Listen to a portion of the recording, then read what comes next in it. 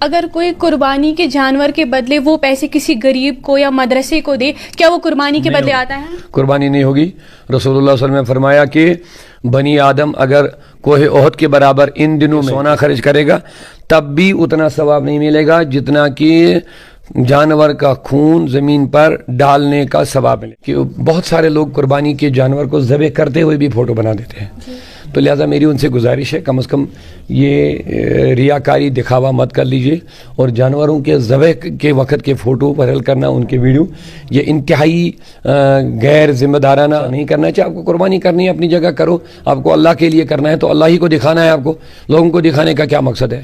ایسا کہ میں نے بڑا جانور قربان کیا یا ایسا ہو گیا؟ پھر آپ نے کئی بار آپ نے دیکھا ہوگا، پھر کبھی کبھی ایسے نالائق جو ناتجربہ کار ہوتے ہیں ان کو قربانی کے جانور کو باندھنا تک بھی نہیں آتا ہے، پھر اینڈ ٹائم جانور جب ذبح کرتے ہو چھری چلی ہوئی ہوتی ہے، کچھ کٹا بھی ہوا ہوتا تو جانور بدک جاتا ہے، اٹھ جاتا ہے، تو ایسے ہی اچھل کر کے نکل جاتا ہے، تو کتنی بے حرمتی کی بات ہے یہ۔ پہلے ہم آپ کا شکریہ ادا کرنا چاہیں گے، آپ نے اپنی قیمتی وقت میں سے ہمارے سوالوں کا جواب دینے کے لیے وقت نکالا۔ ہم آپ سے کچھ سوالات پوچھنا چاہیں گے قربانی سے متعلق، خاص کر ان لوگوں کے لیے جو ابھی بھی شک و شبہ میں ہے قربانی کو لے کر۔ پہلا سوال ہمارا یہ ہے کہ قربانی کس پہ واجب ہے؟ کیا اس میں کوئی شرائط ہے یا ہر کسی کو کرنا چاہیے؟ بسم اللہ الرحمن الرحیم والصلاۃ والسلام علی رسول الکریم وعلی آلہ وصحبہ اجمعین۔ قربانی واجب ہونے کے لیے شریعت نے مالک نصاب ہونا ضروری ہے، لیکن اس کے دو مالک نصاب جن کو زکوٰۃ یا کچھ صدقہ دینا ہوتا ہے، جس کو شریعت نے اپنے اصول مقرر کیے، ان میں زکوٰۃ کے لیے الگ نصاب ہوتا ہے لیکن قربانی کے لیے الگ نصاب ہوتا ہے۔ زکوٰۃ کا حکم یہ ہے کہ اگر آپ کے پاس 7.5 تولہ سونے جس کا پورا سال آپ کے پاس گزرے، تو اس چیز پر جب سال گزر جائے گا، جب آپ مال کے نصاب ہو، ضروریاتی زندگی کے علاوہ آپ کے پاس اتنی رقم یا اس سے زیادہ ہے، تو اس پر جب پورا سال گزر جائے گا، سال گزرنے کے بعد اتنی رقم آپ کے پاس موجود ہے، تب اس کی زکوٰۃ واجب ہے، فرض ہے۔ لیکن قربانی کا وہ حکم نہیں ہے۔ قربانی کا حکم یہ ہے کہ قربانی کے جو 3 دن ہوتے ہیں، ان 3 دنوں میں اگر آپ مالک نصاب ہیں تو شریعت نے آپ پر قربانی واجب کی ہے۔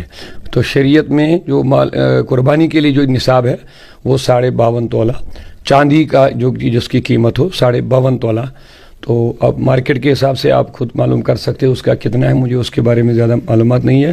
چاندی 52.5 تولہ، اتنی رقم اگر آپ کے پاس ضروریاتی زندگی کے علاوہ ان 3 دنوں میں آپ کے پاس موجود ہے تو آپ پر قربانی واجب ہے۔ اب قربانی کیا ہر کسی کو کرنا ضروری ہے؟ اس کے لیے وہی میں نے کہہ دیا جس کے پاس اتنی رقم موجود ہے، جو اتنی رقم کا مالک ہے تو اس پر قربانی واجب ہے۔ البتہ اب خاندانوں میں ایسا ہوتا ہے کہ ایک ہی فیملی ہوتی ہے، سارا رقم ایک ہی جو گھر کا مالک ہوتا ہے، کوئی باپ ہے یا کوئی بڑا لڑکا ہوتا ہے، تو جو مالک ہوتا ہے تو اسی کے پاس سب لوگ جمع اپنا پیسہ رکھتے ہیں، آمدنی جو بھی ہوتا ہے وہی اس کا ذمہ دار ہوتا ہے، تو اس فیملی کے لیے ایک قربانی واجب ہے۔ ایک جو گھر کا مالک ہوگا وہ قربانی کرے گا تو وہی سب کی طرف سے قربانی ہوگی۔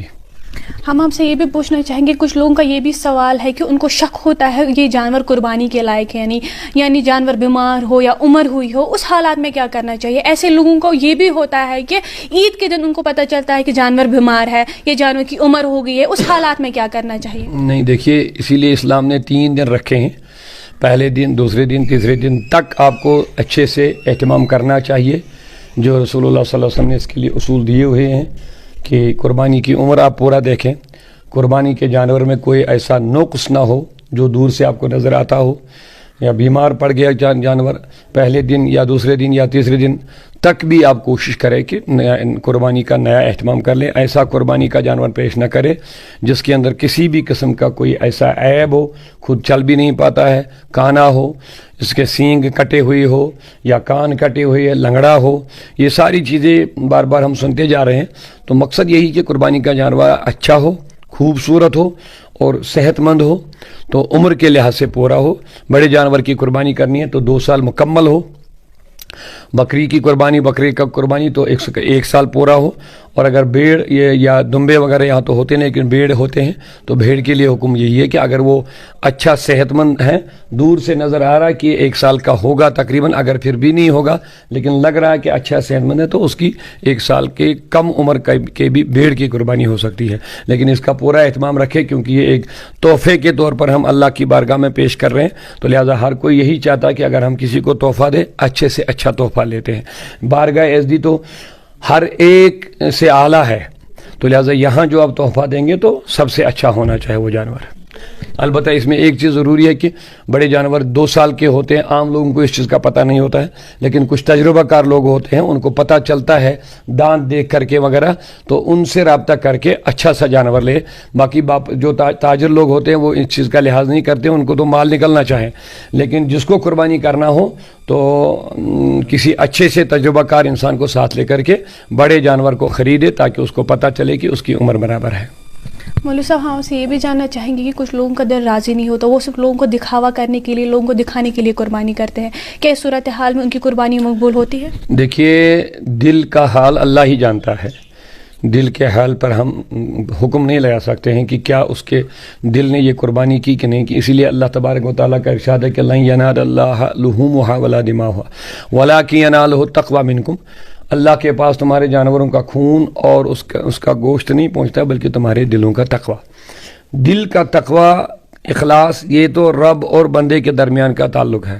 باقی شرعی نقطہ نظر سے ہم دیکھیں جس نے قربانی کی ہوگی تو شریعت کے احکام کے مطابق اس کی قربانی ہو جائے گی، باقی اس کو چاہے کہ دل سے کرے، ریاکاری سے بچے، نام و نمود سے بچے، صرف گوشت کھانا مقصد نہ ہو، اللہ کو راضی کرنے کا مقصد ہے، خدا کے حکم کو بجا لانے کا مقصد ہے، لہذا اس کو غور و فکر کرنا چاہے کہ کہیں مجھے اس میں دکھاوا مت ہو رہا ہے، تو اس کو اپنے خود وہی جانتا ہے، لہذا اس کو اصلاح کرنی چاہے، اپنے آپ کی جو اصلاح وہ خود ہی کر سکتا ہے۔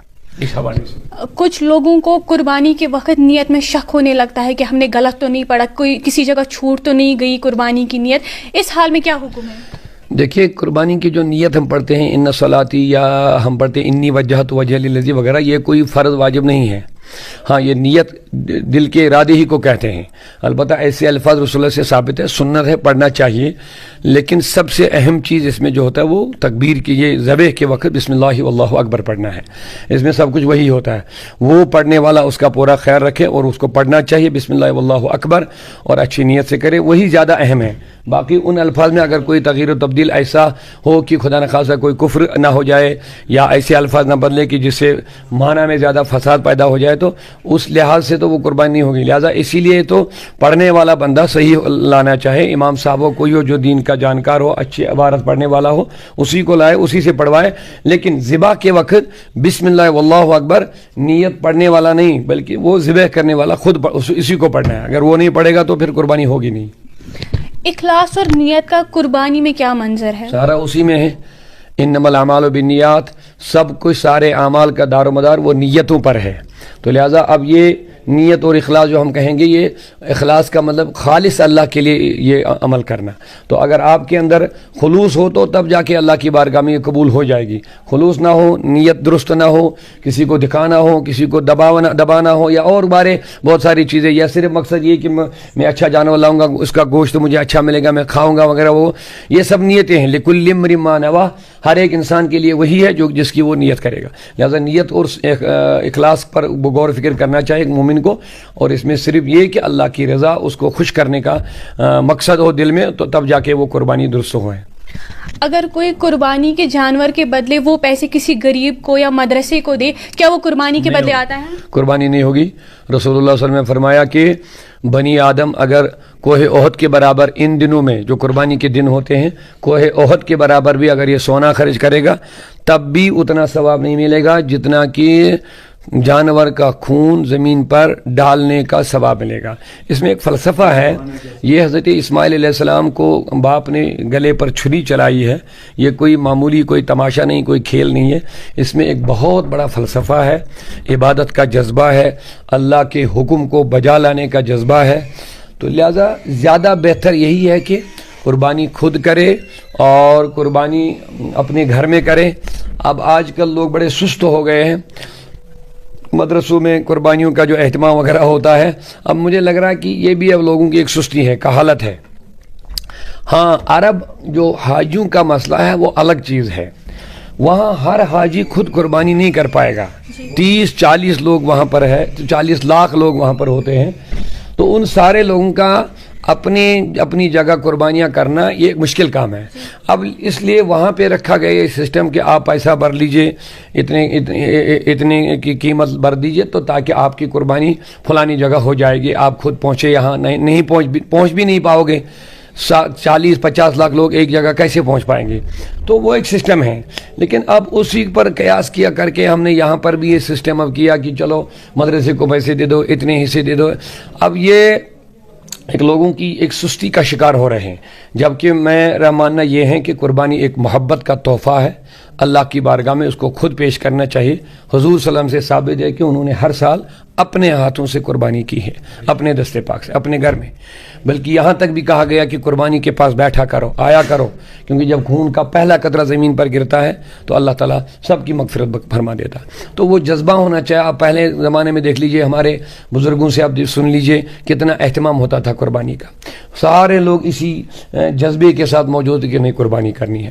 لیکن اب آہستہ آہستہ اس کا وہ جذبہ، وہ شوق و ذوق لوگوں کے اندر ختم ہو جاتا ہے.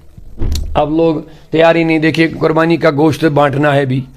اب اس میں بھی ایک بڑا فلسفہ تھا کہ آپ رشتہ داروں کے ہاں جائیں گے. سل اور رشتہ داروں کے بارے میں کتنی فضیلتیں آئے ہیں.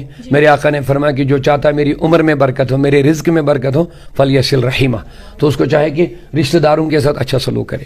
اب یہ ایک بہانہ تھا، ایک ذریعہ تھا. اب گوشت کا، قربانی کا گوشت لیتے تھے، وہ آپ کے پاس آتے تھے، آنا جانا ہوتا تھا. ایک رشتے میں ایک مضبوطی، ایک محبت، ایک مٹھاس پیدا ہو جاتی تھی. اب لوگ اتنے بزی ہو گئے، ہمارے لڑکے تو پارکوں میں کھیلنے کے لیے جائیں گے لیکن رشتہ داروں کے پاس گوشت لینے کے لیے تیار نہیں، جبکہ ایک عبادت ہے. ٹائم ان کے پاس ہے لیکن فضول کاموں کے لیے، نیک کاموں کے لیے ٹائم ہی نہیں ان کو. تو میری گزارش ہے خود قربانی کرے، اچھے سے کرے، شوق ذوق سے کرے، اپنے گھروں میں کرے، اس کا پورا اہتمام کرے، خوش دلی سے کرے. اور وہ فلسفہ یاد کرے کہ حضرت ابراہیم نے اللہ کی رضا کے لیے اپنے بیٹے کے گلے پر چھری چلائی. یہ فلسفہ ہے اس کا، اللہ کے حکم کی کتنی اہمیت ہے. ہم آپ سے ایک اور سوال پوچھنا چاہیں گے. لوگوں کی جانب سے ایک اور اہم سوال ہے کہ اگر کوئی سفر میں ہو، خاص کر عید کے دن، کیا اس پر تب بھی قربانی واجب ہے؟ اور وقف بورڈ کی جانب سے یہ بولا گیا ہے کہ اگر کوئی قربانی کا جو فوٹو ہے، قربانی جو لاتے ہیں قربانی کے جانور، وہ فوٹو سوشل میڈیا پر ڈالتا ہے تو اس کے خلاف سخت ایکشن لیا جائے گا. اس بارے میں آپ اچھی بات ہے. سب سے پہلے آپ نے کہا سفر کے دوران ہے، تو مسافر کے لیے کچھ اعمال ایسے ہوتے ہیں جو وہ نہیں کر پائیں گے سفر میں، ان میں چھوٹ دے دی گئی ہے. جیسے مسافر کے لیے نماز کو بھی قصر رکھا گیا ہے، جو 4 رکعت والی نماز ان کو 2 کر لے. اسی طرح جو سفر میں ہے تو قربانی نہیں کر پائے گا تو ان پر یہ چیزیں واجب نہیں ہیں. تو لہٰذا جو آپ نے ایک سوال جو بیچ میں وہ بہت اہم ہے، وہ یہ ہے کہ میری بھی گزارش ہے، اور بہت اچھا سوال آپ نے یہ پوچھا، اور وقف بورڈ نے اگر یہ آرڈر کیا ہے تو میں اس کا اپریشیٹ کرتا ہوں. میں حوصلہ افزائی کرتا ہوں اس کی کہ بہت سارے لوگ قربانی کے جانور کو ذبح کرتے ہوئے بھی فوٹو بنا دیتے ہیں. تو لہٰذا میری ان سے گزارش ہے کم از کم یہ ریاکاری دکھاوا مت کر لیجئے. اور جانوروں کے ذبح کے وقت کے فوٹو وائرل کرنا، ان کے ویڈیو، یہ انتہائی غیر ذمہ دارانہ، وہ غیر سنجیدہ لوگ ہیں یا نادانی سمجھے اس کو کرتے ہیں. میری گزارش ہے ایسا نہیں کرنا چاہیے. آپ کو قربانی کرنی ہے اپنی جگہ کرو، آپ کو اللہ کے لیے کرنا ہے تو اللہ ہی کو دکھانا ہے. آپ کو لوگوں کو دکھانے کا کیا مقصد ہے؟ ایسا کہ میں نے بڑا جانور قربان کیا یا ایسا ہو گیا. پھر آپ نے کئی بار آپ نے دیکھا ہوگا، پھر کبھی کبھی ایسے نالائق جو ناتجربہ کار ہوتے ہیں ان کو قربانی کے جانور کو باندھنا تک بھی نہیں آتا ہے. پھر اینڈ ٹائم جانور جب ذبح کرتے ہو، چھری چلی ہوئی ہوتی ہے، کچھ کٹا بھی ہوا ہوتا تو جانور بدک جاتا ہے، اٹھ جاتا ہے، تو ایسے ہی اچھل کر کے نکل جاتا ہے. تو کتنی بے حرمتی کی بات ہے یہ. لہٰذا میری گزارش ہے کبھی بھی ان چیزوں کا فوٹو مت بنائیے، ویڈیو مت بنائیے. اللہ کے لیے قربانی کر لیجئے، اسی میں زیادہ اللہ کی رضامندی ہے. مولانا صاحب ایک آخری سوال آپ کی جانب سے، کیا پیغام رہے گا ان لوگوں کو جو ابھی بھی شک و شابہ وسوسوں میں ہے قربانی کو لے کر؟ نہیں، قربانی اللہ کا حکم ہے، اور قربانی کے جانوروں کے لیے حکم ہے کہ آپ قربانی اچھی کرو. یہ آپ کے لیے قیامت کے دن سواریاں بن جائیں گی. آپ کے قبروں کے پاس ان کو لایا جائے گا. جب آپ قبروں سے اٹھیں گے تو ان پر چڑھا کر کے آپ کو اللہ کی بارگاہ میں لیا جائے گا بہت خوبصورتی کے ساتھ. میرے نبی نے فرمایا جس کی تم قربانی کرو گے وہ باضابطہ طور سینگوں کے ساتھ آئیں گے، اور ان کے جو ہوتے ہیں وہ نیچے پیر ان کے ساتھ آئیں گے، یعنی اچھے سے وہ جانور آپ کے ساتھ لائے جائیں گے، ان پر سوار کیا جاؤ گے، اللہ کی بارگاہ میں لیا جاؤ گے۔ لہذا قربانی آخرت کے لیے آپ کے لیے بہت بڑا ذریعہ ہے۔ قربانی کرو، اور اس میں ایک جذبہ عبادت ہے، اللہ کے حکم کو بجا لانے کا ایک جذبہ ہے، وہ اپنے اندر پیدا کرو تو قربانی یہ ہے۔ اور دوسری بات، قربانی کا گوشت تقسیم کرو، مستحقین تک پہنچاؤ، غریبوں تک بھی پہنچاؤ، رشتہ داروں تک پہنچاؤ، بہت سارے فلسفے ہیں اس میں۔ تو خاص کر وہ جو غالباً اقبال نے کہہ دیا کہ یہ فیضان نظر تھا یا کہ مکتب کی کرامت تھی، سکھلائے کس نے اسماعیل کو آداب فرزندی۔ تو لہٰذا اس میں ایک یہ بھی جذبہ ہے، والدین کا حکم بجا لاؤ، اگر وہ آپ کو جائز حکم دے رہے ہیں، شریعت کا اسلام کا حکم دے رہے ہیں تو اس کو بغیر چون چرا کے وہ قبول کرو۔ اور دوسرا، اللہ کی بارگاہ کے لیے اپنا سب کچھ قربان کرنا، جان جو سب سے بڑی پیاری چیز ہوتی ہے انسان کو، جان تک اللہ کی رضا کے سامنے پیش کرنا، یہ ہے فلسفہ قربانی۔ تو اس فلسفہ قربانی کو سمجھیے، اور اس کو سمجھ کر کے اپنے اندر جذبہ عبادت اور اللہ رسول کے حکم کو بجا لانے کا ایک جذبہ پیدا کر لیجئے۔ یہی ہے فلسفہ قربانی مین چیز۔